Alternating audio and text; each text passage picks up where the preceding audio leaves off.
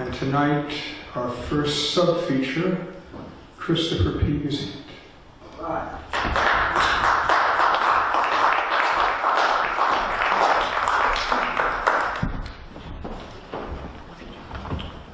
Thank you, Hayden. It's truly a treat to be here at the Howland Cultural Center. As you might know, there was a reading series here for many years that is no longer here, and this has always been one of my favorite places to read. It's a beautiful spot, and the lighting is fantastic, and it's a beautiful place to read. How much time do I have, Hayden? 10 minutes. Okay. I definitely read those two that you read at Carpellis. They're amazing. Okay. Well, I'm going to read in reverse chronological order of my recent poetry.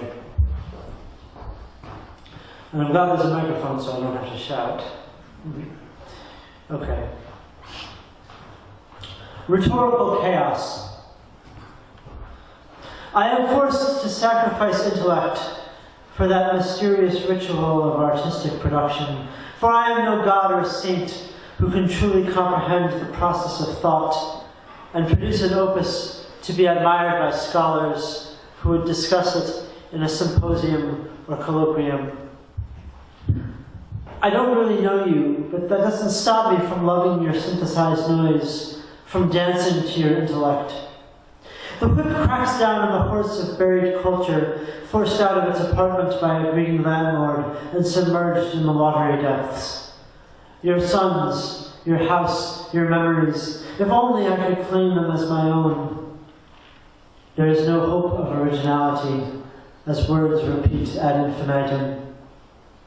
My days are absolutely empty without you, so please abandon your worldly plans and come dance with me on a Scandinavian rooftop, where all the government buildings have burned down, where the parks are overridden with vermin, where the epics of yore are preserved in graffiti upon the walls of the abandoned subway stops.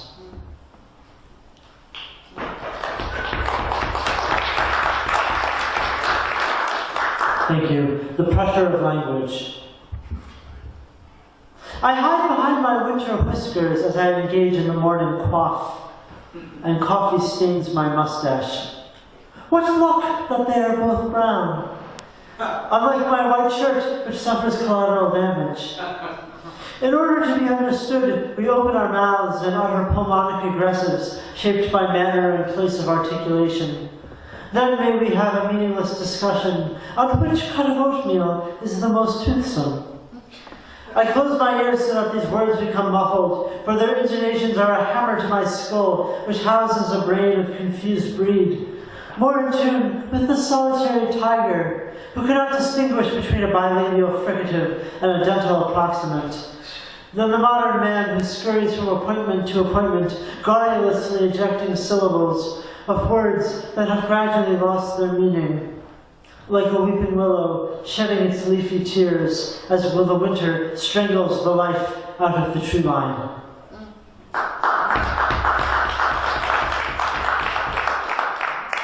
Thank you. This poem is inspired by Joseph Campbell. You're here.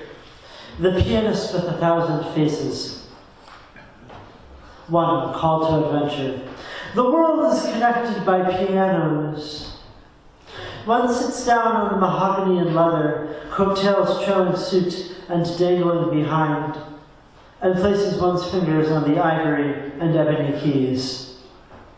The seated figure tentatively draws a rudimentary chord out of the instrument, and at that moment is pulled into the collective unconscious, becoming a pianist, united with every man, woman, and child who has ever sat down at a keyboard, from the Medici princes of Tuscany to the neo-Gothic musician fingering an electronic clavier in a black room of liquor and sweat. From the ordinary world, I exit through a portal into a realm of music, fluid and polymorphous, where my mentor is revealed. With the amulet then in hand, I cross the threshold, a golden key to unlock the grand piano in the palace chamber. 2. Road of Trials. 3 oracles line the ancient Roman road. I have miraculously survived ordeal after ordeal and found the black cat in the dark room. The arbitrary nature of the sobriquet becomes clear. I could just as easily not be a Christopher. The side street is covered in black ice, and the ditches are full of cars driven by wretched fools who were not so fortunate. From the heavens plays a melody from a Chopin etude. What skill and dexterity the soloist demonstrates! This virtuosity is the boon that I must bring back to the mortal world. I will be able to sit at the piano, fingers flying madly across the octaves, stabs unable to contain the notes as they leap off the paper. The sun is hot on my neck as I wearily walk back to the brink. 3. Magic flight. Need the mythical adventure come to an end? Or may it somehow stay alive, even as the hero returns via sea vessel, evading temptations from sirens and lotofagi? To find the home that, by definition, while peaceful, lacks the formative trials and tribulations that defined his youthful journey out into the world. Nostalgia rings out of the upright piano, in which hammers strike strings and triad arpeggios, playing the mournful tune of Nostos. All of my friends that I met along the way are now but a hazy memory. The camaraderie of the puppeteers in life's grand marionette show, waltzing and politicking the afternoons away. No longer must I fear death. The swan warbles the most beautiful song as it perishes, and I look forward to old age, when all of my troubles are behind me, and all that remains is the final closing of the eyes into eternal peace. Thank you.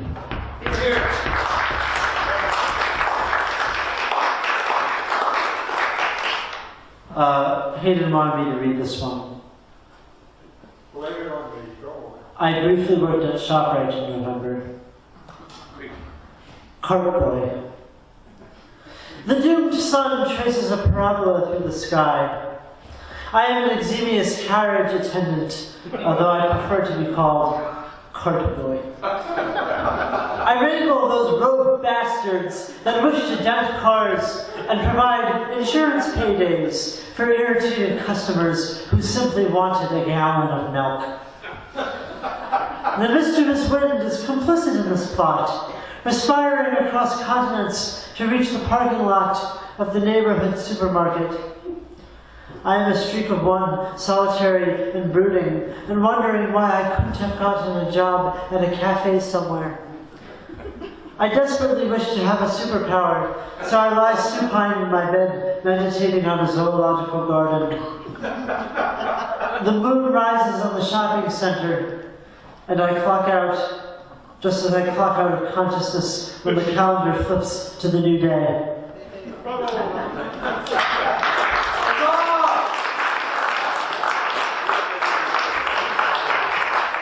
Thank you. How am I doing? Okay. Here's a kind of a. Here's a what's the word? A little bit of a sacrilegious piece. So don't tell Father Bob. Hymnal of the Damned. The church alley leads to a dead end, stone slabs set into the ground and walls, and the divinity of mystery is never clearer. Every myth and legend has its basis in reality, but I can't relate to the Christians, to the pious, and most of all I cannot relate to the happy people, those whose souls have been saved by Jesus. I hum a quiet tune, hands in overcoat pockets, walking back home from the cathedral. Perhaps I can put words to this melody and construct a song to depict my damnation. Yes, this atheist hymn will be the first in the codex of the new liturgy, in which I fancy myself a cardinal. We will gather in makeshift tabernacles and chant these overtures to the empty sky. That will be an amusing diversion, as we wait ever longer to be consumed by the fires of hell. Thank you.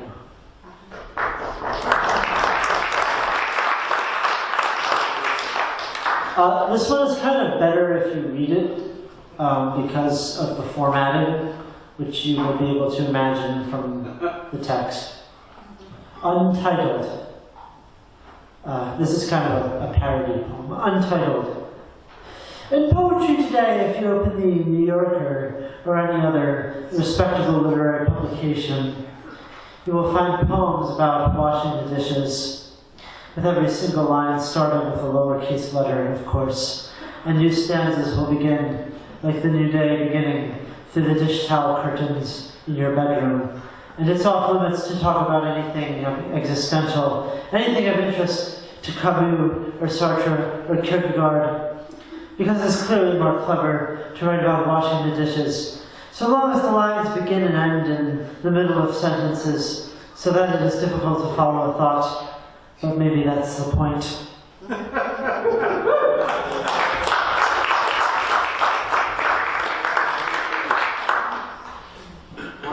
One more. Okay. Okay, I wrote this around Halloween.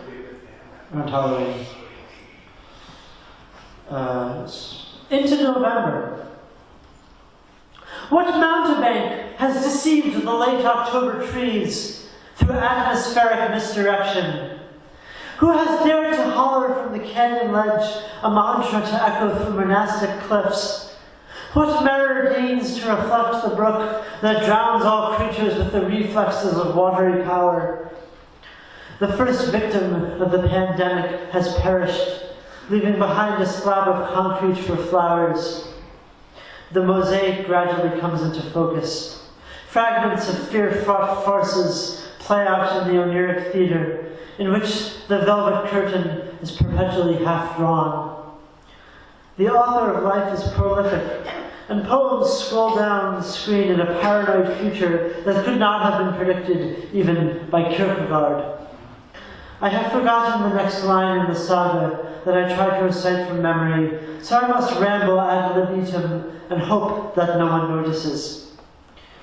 Your songs speak like an orator from a stage, attempting to rally the apathetic crowd and convince them to vote yes on the ballot measure that would return the fossils to the Pleistocene. This passion sinks slowly into winter snow. Oh, winter, please be honest and true, and do not conceal fibs beneath snowflakes. If you do this for me, I will yet produce words for all the epic stories we still must live. Thank you. Yeah.